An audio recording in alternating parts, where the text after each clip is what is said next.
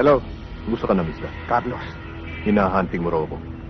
Ayokong maniwala sa sinabi sa akin ni General Montoya tungkol sa'yo. Kaya kita hinahanap. Gusto kong mag-usap tayo. Pag-usapan natin ang tungkol dito. Mista sa mista. Bakit ba? Kasasabi mo lang na hindi ka naniniwala. Paano kung totoo ang mga paratang? Problema mo na yan. Kaya kung ako ikaw, kalimutan mo na yung mission mo kay General Montoya. Kung mapasama ka sa listahan ng mga iniwan ko ng patay. Carlos, nung magsundalo ko, sinama ko na ang pangalan ko sa listahan ng mga patay. Kaya nga lang, kakabit ko swerte. Kaya hanggang ngayon, buhay pa ako.